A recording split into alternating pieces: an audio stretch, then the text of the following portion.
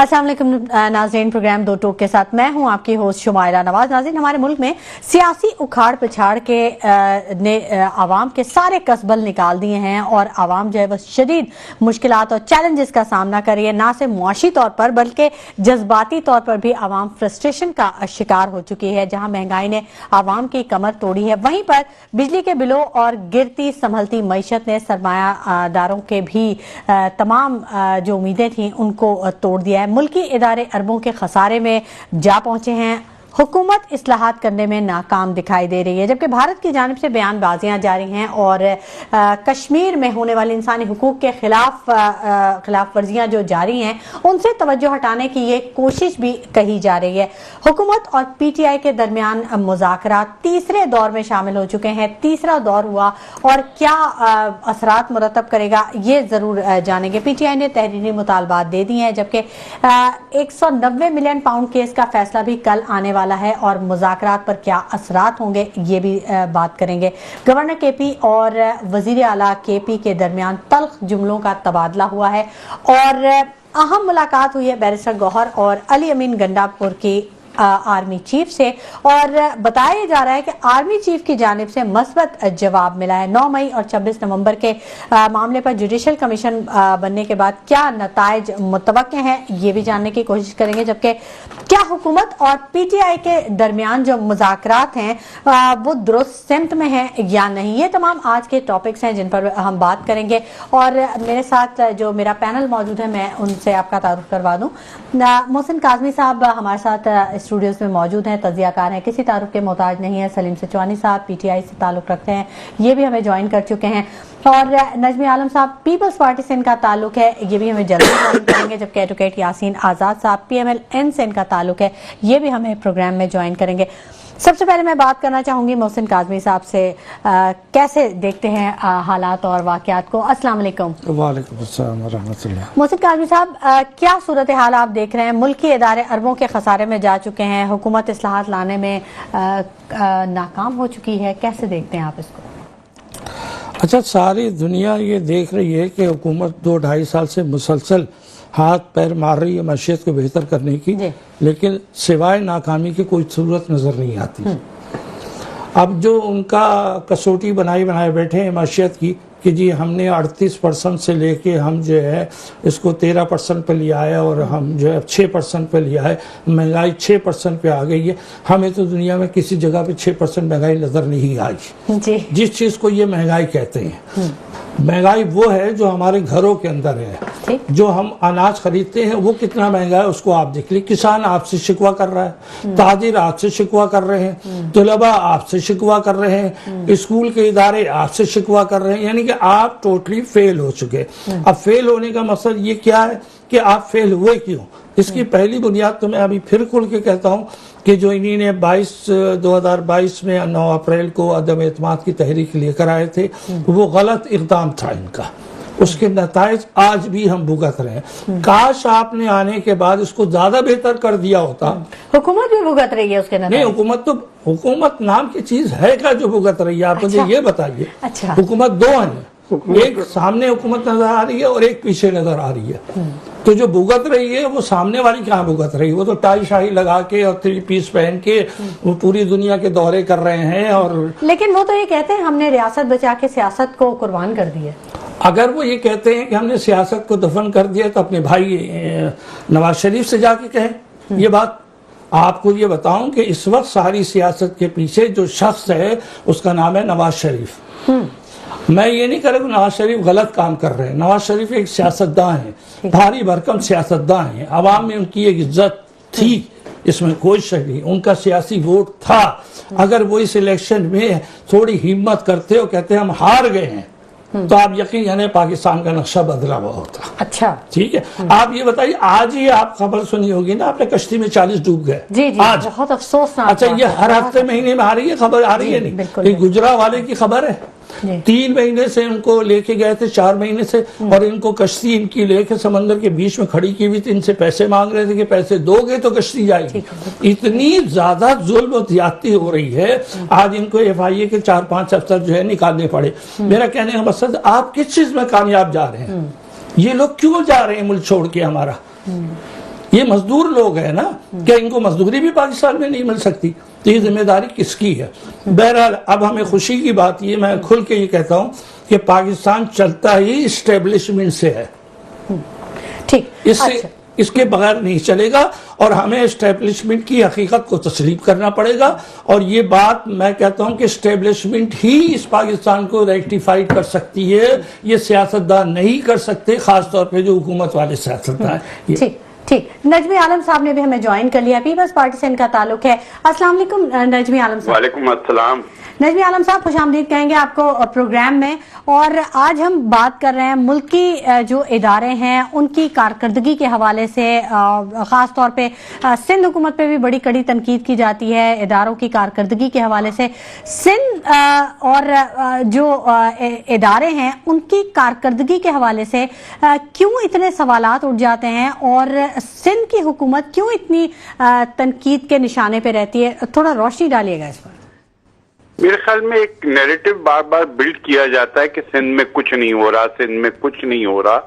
ایسے یہ نیریٹو غلط ہے. سندھ گورنمنٹ، میں سمجھتا ہوں کہ اگر ہماری پرفارمنس اتنی اچھی نہیں ہوتی تو بار بار سندھ کے لوگ ہمیں الیکٹ نہیں کرتے.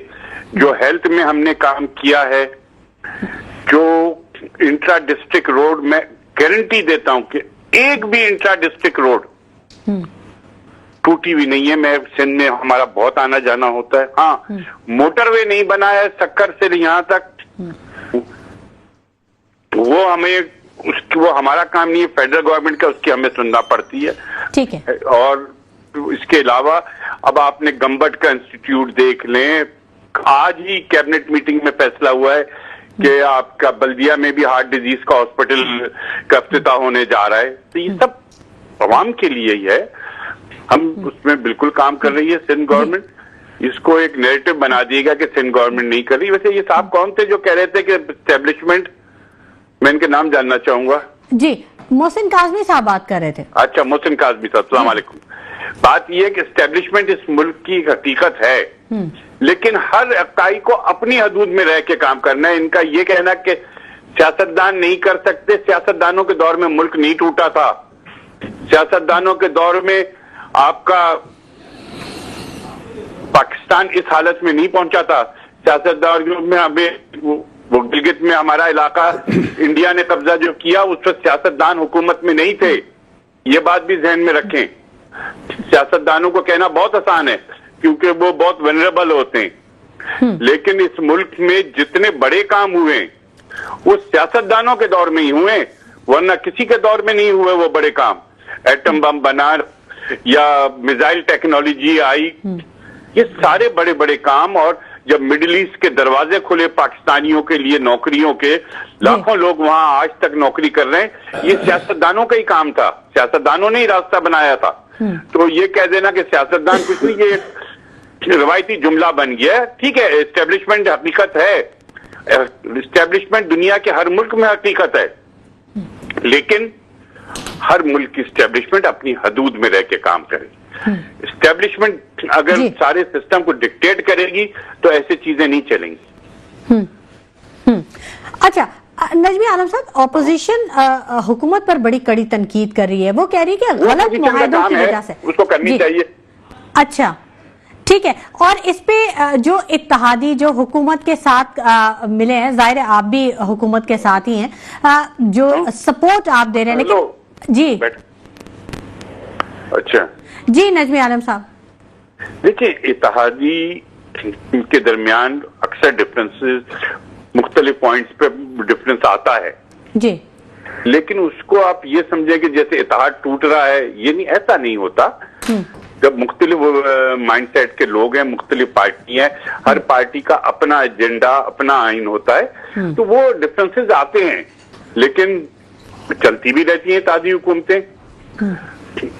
عمران خان صاحب کی بھی 3 سال تو چلی تھی نا اتحادی حکومت. جی، NQM بھی تھی، اس میں قائد اعظم لیگ بھی تھی، وہ بھی تھے.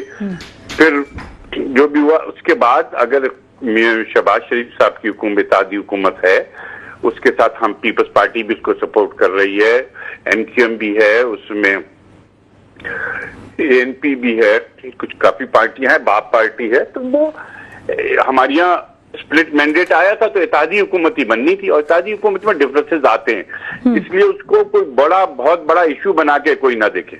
अच्छा, तो कोई भी इशू या कोई भी डिफरेंसेस जिनकी आप बात कर रहे हैं उन पे कुछ मुज़ाकरात का अमल चल रहा है? होता रहता है अच्छा। कि अक्सर इश्यूज पे था।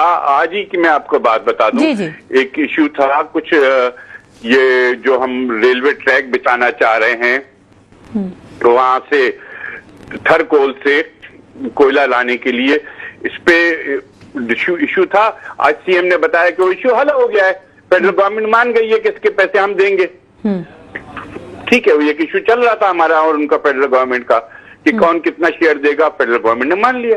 ठीक, वो जिस पर बात हो रही थी, वजीर आला साहब ने जो खत भी लिखा था जिस पे, नहीं, खत तो वो दूसरी इशू पे लिखा है। अच्छा। कि आपने डेवलपमेंट में हमारे पैसे कम रखे। ठीक है, वो हमारा राइट है, हम अपने राइट से हम हमारा सूबा, वो मामला कहाँ तक पहुंचा? हम नहीं कहते हैं कि हम सबसे ज्यादा पाकिस्तान को कमा के देते हैं, पाकिस्तान के हर हिस्से की अहमियत है। तो अगर हम इस तरह की सोच रखें तो हम कहेंगे भाई सारा पैसा तो हमें दे दो क्योंकि अब सिंध कमा के दे रहा है। This is wrong approach. ये पीपल्स पार्टी कभी भी अप्रोच नहीं रही। पंजाब बड़ा सूबा है, आबादी ज्यादा है, उनका शेयर ज्यादा बनता है, एनएफसी में भी उनका ज्यादा बनता है, लेकिन अभी जो डेवलपमेंट के रखे गए इससे हम मुतमईन नहीं है। और उसका जो एक मौजूद तरीका ये हो सकता था, बजाय इसके कि हम जुलूस निकालते, शोर डालते, सीएम साहब ने एक लेटर लिख दिया प्राइम मिनिस्टर को, अब उसके ऊपर मजीद प्रोग्रेस होगी। ठीक है नजमी आलम साहब, लेकिन जो कमाऊ पूत होता है कम से कम उसके खाने पीने का ख्याल तो रखना चाहिए ना। कराची बहरहाल एक कमाऊ पूत तो है, उसके लिए जो आवाम इतने टैक्स दे रही है तो उसके लिए उसको सहूलियात तो मिलनी चाहिए। अच्छा, मैं आज आपको बता दूं जी कि आज कैबिनेट में एक डिसीजन और हुआ कि फोर्ड जो बनाया जा रहा है उसके ऊपर सिंध गवर्नमेंट ने अपने टैक्सेस आज वो माफ कर दिए कि हम इसमें हमारा एसबीआर हम नहीं लेंगे। तो वो कराची के लिए किया ना कि भाई ये फौरी तौर पे ताकि पैसे की रवानी में मुतासर ना हो, सिंध गवर्नमेंट ने फौरन कराची के लिए किया। एसआरबी उनके ऊपर माफ कर दिया जो कई अरब रुपए का बनता कि नहीं जी हम एसआरबी उस पर छोड़ रहे हैं ताकि काम कम पैसों में ये काम खत्म हो जाए। तो यही चीजें होती हैं करने के लिए कि अब हब कैनाल 9.8 बिलियन रुपीस से एक साल में सिंध गवर्नमेंट तैयार कर रही है कि हमें 100 MGD 150 MGD पानी वहां से आ जाए। ये पानी किसको मिलेगा? कराची वालों को ना। इंडस्ट्री, आज ये फैसला हुआ कि धाबेजी इंडस्ट्रियल जोन बन रहा है जी, उसमें भी कराची के ही बिजनेसमैनों ने जाके अपनी फैक्ट्रियां लगाई हैं। उनके पानी के लिए जो पैसे चाहिए थे वो आज हमने किचन कैबिनेट ने हमने अप्रूव किए कि जी उनको पानी पहुंचाया जाए ताकि वो इंडस्ट्रियल जोन चले और मुल्क पे फायदा हो। लेकिन नजमी आलम साहब, आपको नहीं लगता कि कुछ चीजें अधूरी हैं? ठीक है, K4 का मंसूबा कराची के अवाम के लिए है, लेकिन ऑगमेंटेशन का जो अमल है वो बहरहाल अभी तक स्टार्ट नहीं हुआ। अगर K4 का मंसूबा मुकम्मल हो भी जाता है तो उससे आगे पानी कैसे जाएगा? फिर उन लाइनों वो एक इशू है, उस पे भी अभी रिसेंटली बहुत लंबी मीटिंग हुई है सीएम साहब ने कि आप KWSSIP को कह दिया गया है कि इमीडिएटली आप इसका पर वर्किंग करें, आप और वाटर बोर्ड मिलकर जो इसको इस पानी को जब कराची पहुंच जाएगा उसके बाद उसकी डिस्ट्रीब्यूशन के लिए ये ऑलरेडी KWSSIP को काम दे दिया गया है।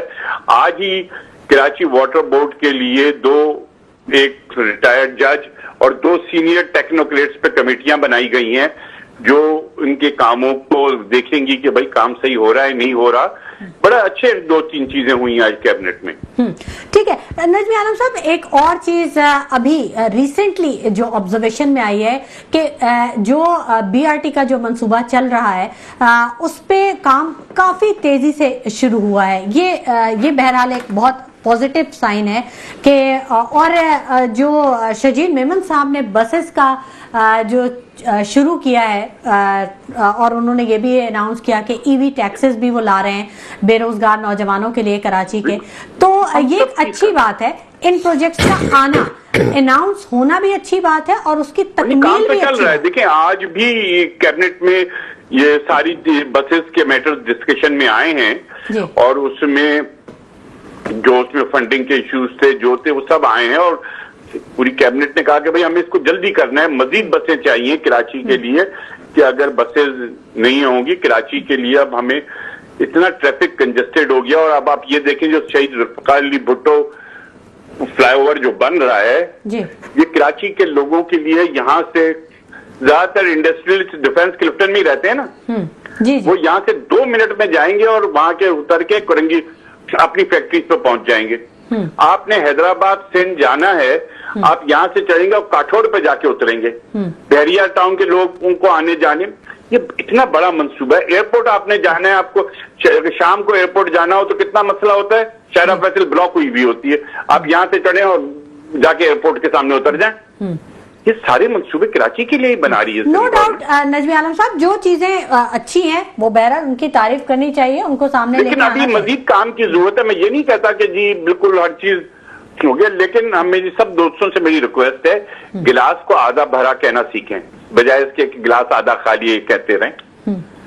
थोड़ा सा नजमी आलम साहब बस सिर्फ टाइम का इशू आता है, क्योंकि आपके 3 टेन्योर यहाँ पे हो चुके हैं, उस हिसाब से शायद लोगों की जो एक्सपेक्टेशन है वो फुलफिल नहीं हो रही, तो ऑब्वियसली शिकायत तो आएगी ना सर। बिल्कुल आप सही कह रही हैं। जब हम कराची के लोगों के ज्यादातर इशू बल्दियात से बहुत ज्यादा रिलेटेड हैं जी। जब हमारा पहला टेन्योर आया तो उस वक्त एमक्यूएम बल्दियात में थी और मुस्तफा कमाल साहब होल सोल थे। उसके बाद आया ब्यूरोक्रेसी विराब, ये इलेक्शन हो गए और अल्लाह का शुक्र है इस वक्त केएमसी अपने वसाइल और जराए से बहुत कुछ कर रही है। हमारा जो बहुत बड़ा मसला था कि हम अपने टैक्सेस कैसे जमा करें, मेयर साहब ने उसमें खुद पर्सनली कोर्ट में अपीयर हुए, हाई कोर्ट को राजी किया कि वो जो हमारा एमयूसीटी टैक्स है अब वो बड़ी तादाद में आना शुरू हो गया है। इंशाल्लाह उसके बाद हम मजीद काम कर पाएंगे। लेकिन ये आपको समझना होगा कि ये मुख्तलिफ इश्यूज हैं कि अगर किसी अंदर की गली टूटी हुई है तो वो केएमसी ने नहीं बनानी, सिंध गवर्नमेंट ने नहीं बनानी, वो उधर के टाउन ने बनानी। ठीक ठीक। केएमसी की 106 रोड है, वो मुर्तजा वहाब की पीपल्स पार्टी की जिम्मेदारी है बनाना जी। लेकिन हर गली के हम जिम्मेदार नहीं हो सकते। ठीक है ठीक है, बहुत शुक्रिया नजमी आलम साहब कि आपने अपने कीमती वक्त में से हमारे प्रोग्राम के लिए वक्त निकाला। यकीनन बहुत सारे इदारे हैं और हर इदारा अपनी जगह पर काम कर रहा है, लेकिन अक्सर यही सवाल उठाया जाता है कि अगर वन विंडो ऑपरेशन कर दिया जाए तो शायद हालात मजीद बेहतर हो सकें। गुफ्तगू का सिलसिला जारी रहेगा, वक्त हो गया एक ब्रेक का, हमारे साथ रहिएगा।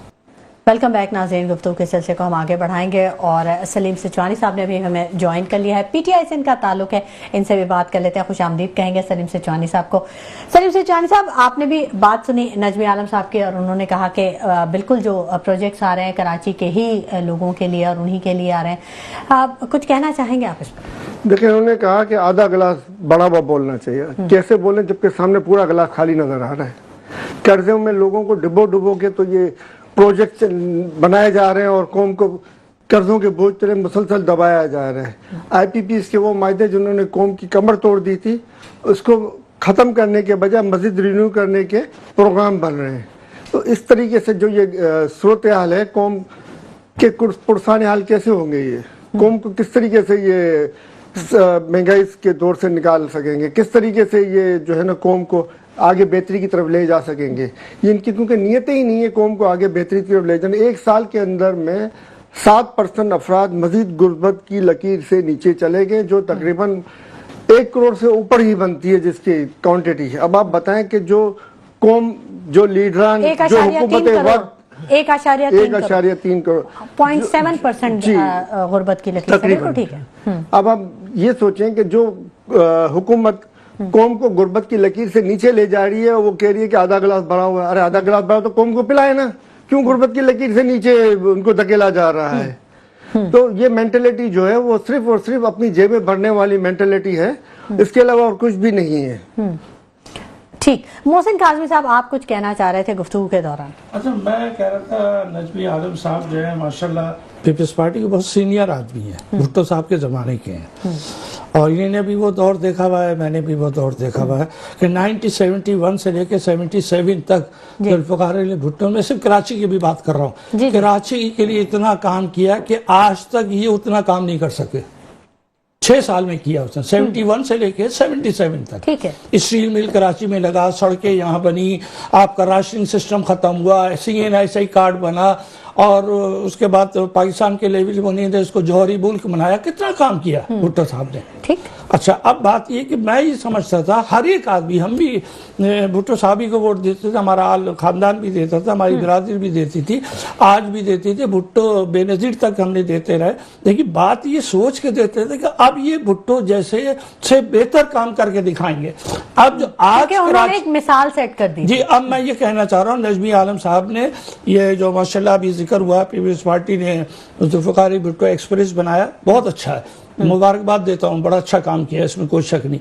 लेकिन आप ये शहर को जरा देख लीजिए ना, आप सेंट्रल यूनिट आके देख लीजिए। मैं आपको बताऊं, हर गली हर कूचा जो है वो टूटा फूटा पड़ा हुआ है, हर तरफ सड़कें कचरा पड़ा हुआ है, कोई सफाई का इंतजाम नहीं है। इसका असर ज़हनों पे बहुत बुरा पड़ता है। तो अब बताइए, इलेक्शन भी हो गया, मेयर भी बन गए, काउंसलर भी बन गए, अब कौन सा वक्त आएगा इसकी सफाई का? नजमी आलम साहब जो है अपनी पार्टी के साथ मीटिंग जब करें तो जरा इन इलाकों का दौरा भी कर लिया करें, इनको जाके देखे भी और उसका कोई इलाज भी करके दिखाएं कि भाई ये है, हम किस मुश्किल से यहाँ पहुंचे। आप समझ लीजिए, जो भी सेंट्रल यूनिट में रहते हैं हमारे सेंट्रल कराची के अंदर, आप उनसे देख लिए कि क्या हाल होता है, किस तरह घर से बाहर निकल रहे हैं। तो बस इतनी मेरी रिक्वेस्ट है इनके साथ कि ये जरा इसमें तवज्जो दें, चूंकि ये भी कराची के हैं, ये भी फर्जंद कराची, ये भी भुट्टो साहब को उस वक्त जमाने से कर रहे हैं जब से वो संभाला होगा। तो ये कम से कम यहाँ के जवानों को इस काबिल कीजिए ना कि वो अब जो नई पौध आई है वो आपको इसलिए फॉलो करे कि आप अच्छा काम कर रहे हैं, बस नारे पे फॉलो नहीं करें। ठीक है, आपने दुरुस्त फरमाया। लेकिन जब भी बात होती है तो जो नुमाइंदे होते हैं हुकूमत के, वो यही कहते हैं कि काम तो हो ही रहा है, लेकिन आने वाला वक्त जो है वो उसमें हम ये काम करेंगे, कोशिश करेंगे कि मुकम्मल हो जाए।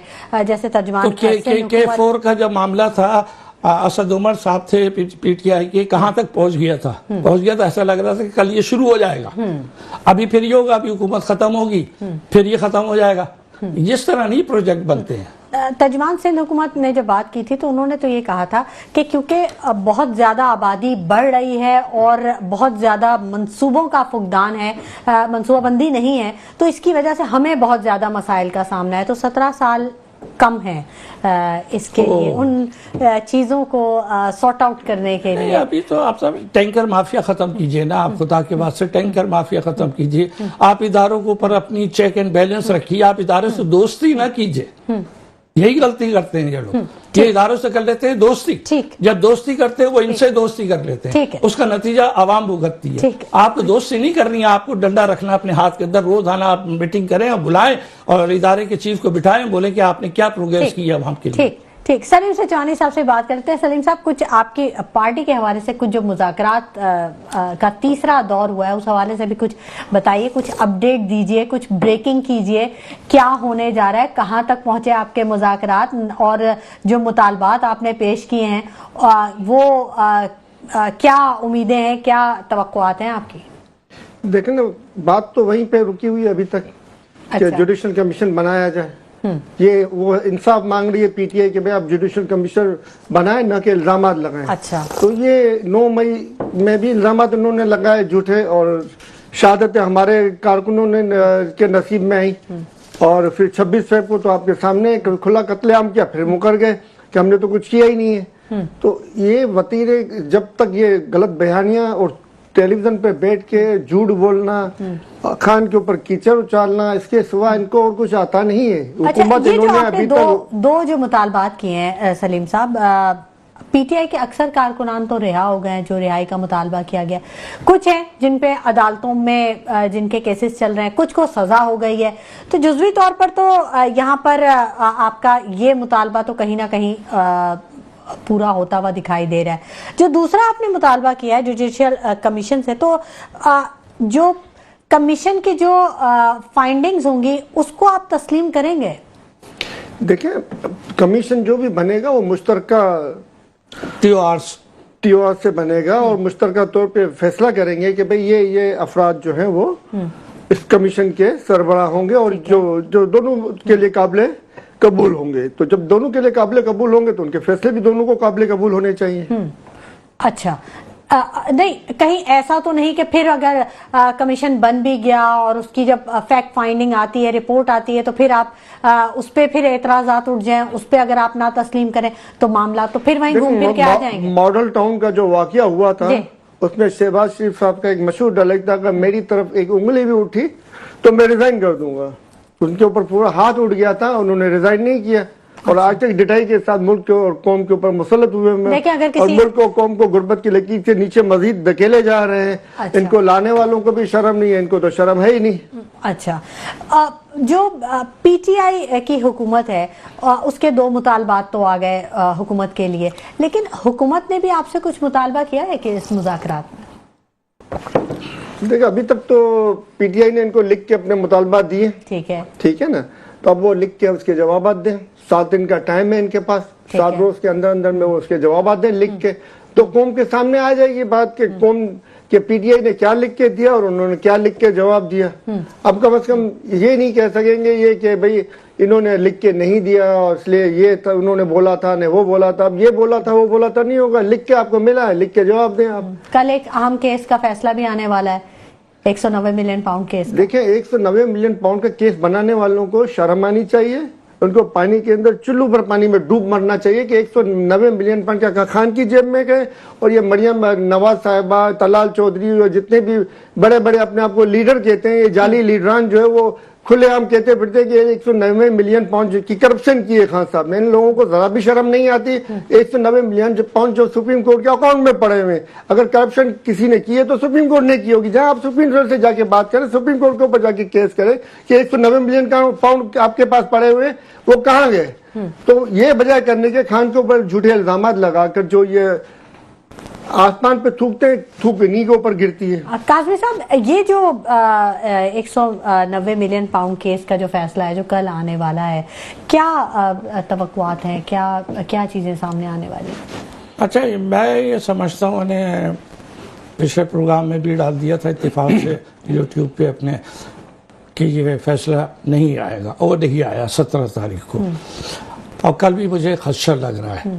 اچھا ہاں اب کوئی بھی بہانہ بن سکتا ہے، کوئی بھی عذر. 3 مرتبہ تو پہلے ہی مؤخر ہو چکا ہے، 13 کو تھا، اب 17 کو. چوتھی بات یہ کہ فرض کیجئے فیصلہ آ گیا، جیسے فیصل واڈا صاحب باقاعدہ ایسے بیان دے رہے ہیں جیسے کوئی جج بیان دیتا ہے. انہوں نے تو کلیئر کہہ دیا کہ سزا ہوگی، یہ لفظ کہا ہے انہوں نے، اور یہ تک آج بتا دیا کہ سزا کس بات پہ ہوگی.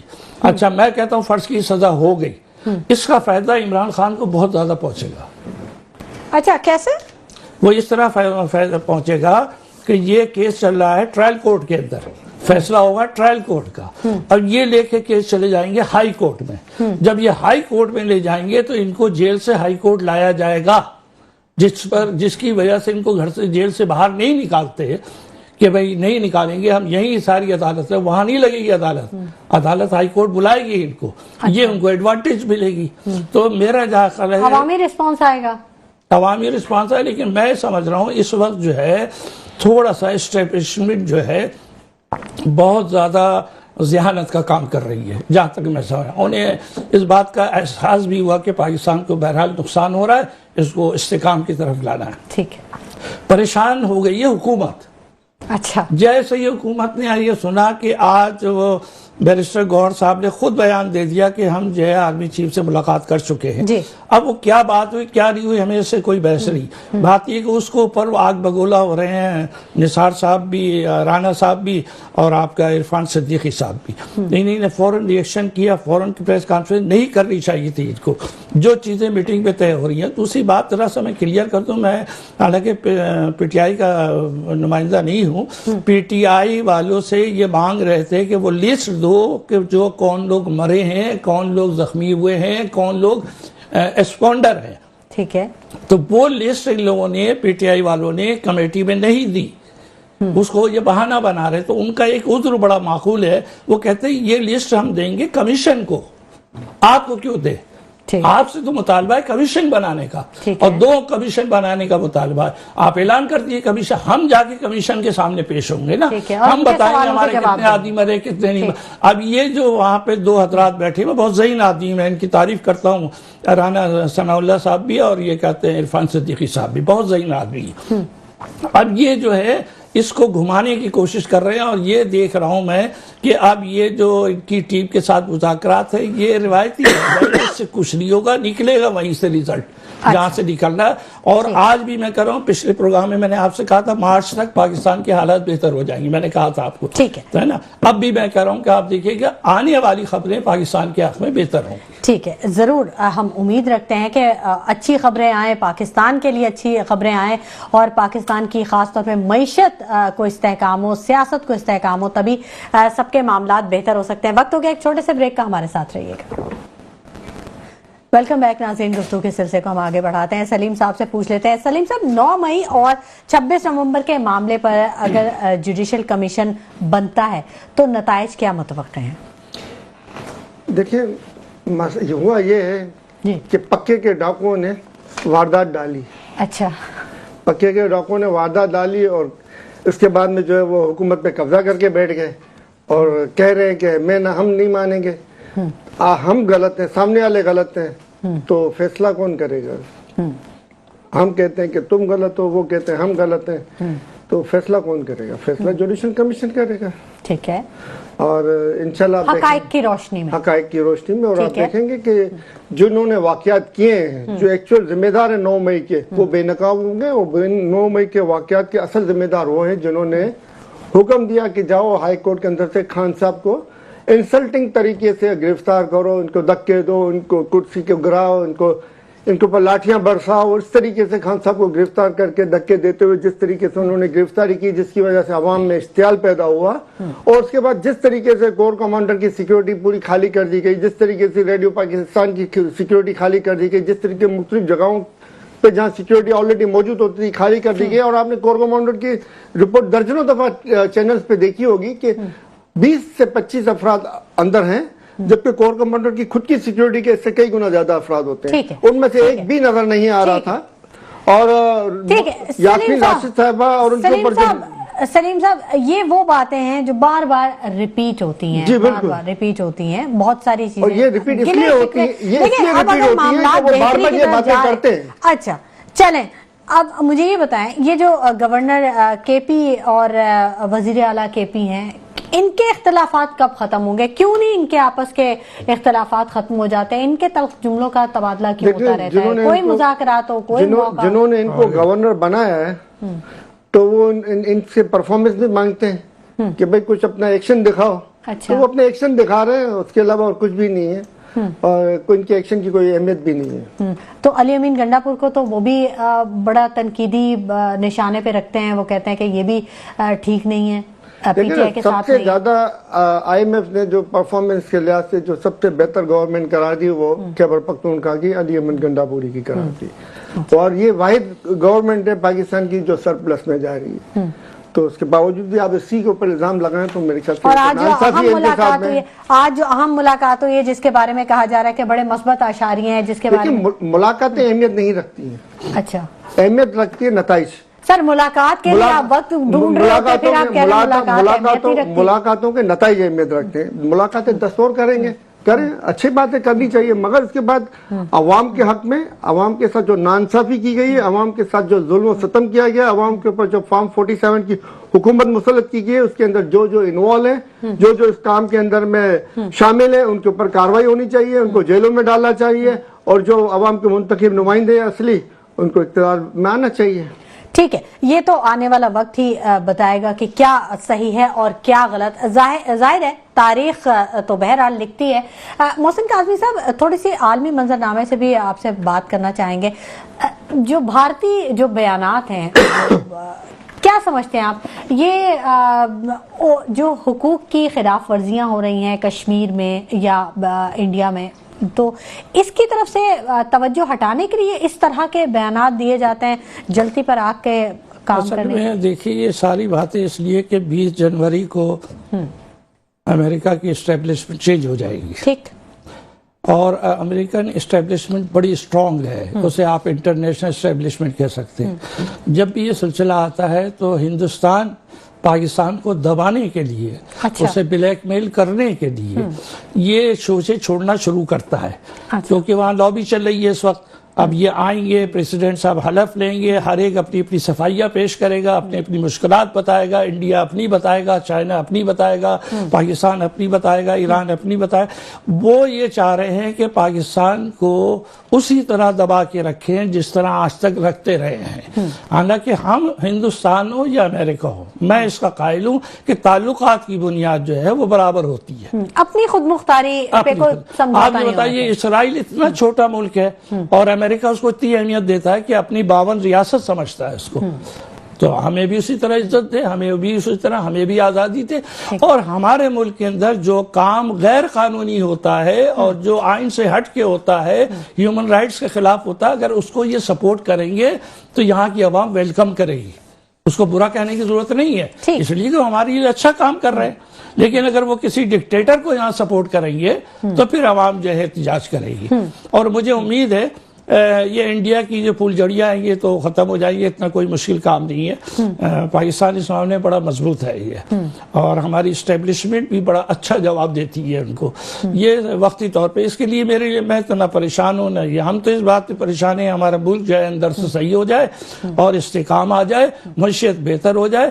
ہم یقینی طور پہ دعوے سے کہتا ہوں ہم ہندوستان سے بھی آگے نکل جائیں گے انشاءاللہ بالکل۔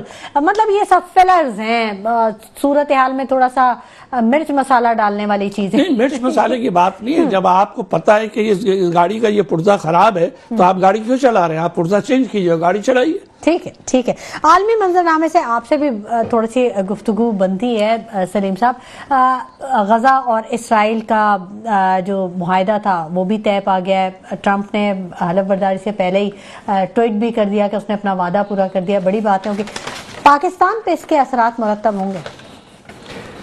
دیکھیں، پاکستان پہ نہیں، اس کے اثرات پورے عالم اسلام پہ مرتب ہوں گے، کیونکہ جو پچھلی گورنمنٹ تھی امریکہ کی، وہ آپ دیکھ لیں مکمل طور پر وہ اسٹیبلشمنٹ جو ہے وہ پاکستان کے خلاف اور پاکستان کے عوام کے خلاف اور مسلم اقوام کے خلاف جو ہے وہ سازشوں میں بہت زوردار طریقے سے مصروف تھی، اور وہاں پہ جنگیں انہوں نے مسلط کی۔ غزہ کی جنگ بھی انہی کی اجازت سے چل رہی تھی، اور بلینز آف ڈالر کا اسلحہ انہوں نے اسرائیل کو دیا، اور بہترین سپورٹ انہوں نے اپنی بھرپور سپورٹ کی، جو ان کو جدید ٹیکنالوجی تھی وہ تمام کی تمام انہوں نے اسرائیل کو پرووائڈ کی۔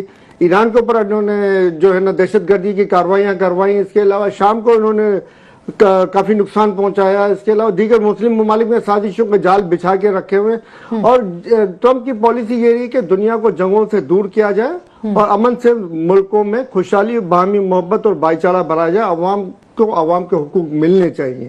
ان کی جو سوچ ہے وہ حضرت عیسیٰ علیہ السلام کی سوچ اور تعلیمات کے مطابق ہے کہ وہ جو کرسچینٹی کی جو سوچ ہے وہ اس کو ان پہ غالب ہے کہ جو ان سے غلط کو غلط اور صحیح کو صحیح کہا جائے، جبکہ سابقہ حکومت تھی وہ انتہا پسند یہودیوں کی جو سوچ ہے اس کے تحت چل رہی تھی کہ مسلمان جو ہے وہ ہمارے دشمن ہیں، مسلمانوں کو جو ہے نا نیست و نابود کرنا ہے، مسلمان کو ہر طرح سے نقصان پہنچانا ہے، اور اس کا واضح طور پر ڈیموکریٹک کی بات کر رہے ہیں آپ، جی، اور اس کا واضح طور پہ ہمیں پہلے ہی ہمیں کلام پاک میں یہ چیز بتا دی گئی تھی کہ یہود اور نصارہ کبھی آپ کے دوست نہیں ہوں گے، اور دنیا اسلام کے خلاف جتنی بھی سازشیں ہوں گی یہود اور نصارہ کریں گے، اور میں یہودیوں میں آپ کو اچھے لوگ نہیں ملیں گے، جبکہ نصارہ میں جو ہے آپ کو اچھے لوگ ملیں گے۔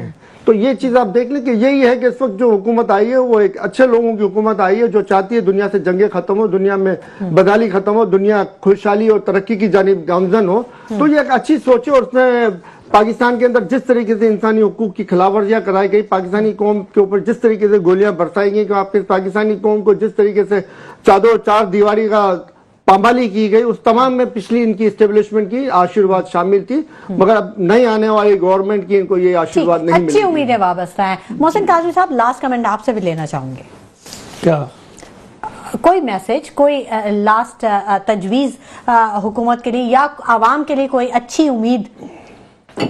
اچھا، پہلی چیز ہے عوام کو میں یہ کہنا چاہتا ہوں کہ کبھی آپ ملک سے باہر نہ دیکھیں۔ اگر امریکہ میں تبدیلی آ رہی ہے، گورنمنٹ چینج ہو رہی ہے، ہمارے حق میں بہتر ہوگی تو موسٹ ویلکم، ہمارے خلاف ہوگی تو ایبسولیٹلی ناٹ، ہم پھر کہیں گے पहली चीज तो ये समझ लें आप। लेकिन उनको एब्सोल्युटली नॉट कहा था जो बाइडेन की एडमिनिस्ट्रेशन थी। हमने अमेरिका को नहीं कहा था, ना कभी कहेंगे। हमारी दोस्ती अमेरिका से अलग है, लेकिन जो वहाँ की एडमन आती है ना, वो क्या करती है हमारे साथ, उन्हीं ने इनकी हुकूमत के साथ, पीटीआई के साथ क्या किया, इसलिए उन्हीं ने कहा कि एब्सोल्युटली नॉट। और अगर आज इनमें हिम्मत है ये वाली हुकूमत में, ये इनको कह दे एब्सोल्युटली नॉट, मसला खत्म हो जाएगा। ठीक है, बहुत शुक्रिया मोहसिन काज़मी साहब आपकी तशरीफ आवरी के लिए, बहुत शुक्रिया सलीम सिचवानी साहब आपकी तशरीफ आवरी के लिए, बहुत शुक्रिया नजमी आलम साहब कि आपने अपने कीमती वक्त में से हमारे प्रोग्राम के लिए वक्त निकाला। नाज़रीन, डील, ऑफर और मुज़ाकरात के गिर्द घूमती पाकिस्तान की सियासत, अवाम कहाँ है, इस तमाम तर सूरत हाल में, तमाम मामले में सोचिएगा जरूर। इसी के साथ शुमाइरा नवाज को इजाजत दीजिए, अपना बहुत ख्याल रखिएगा, अल्लाह ने के बाद।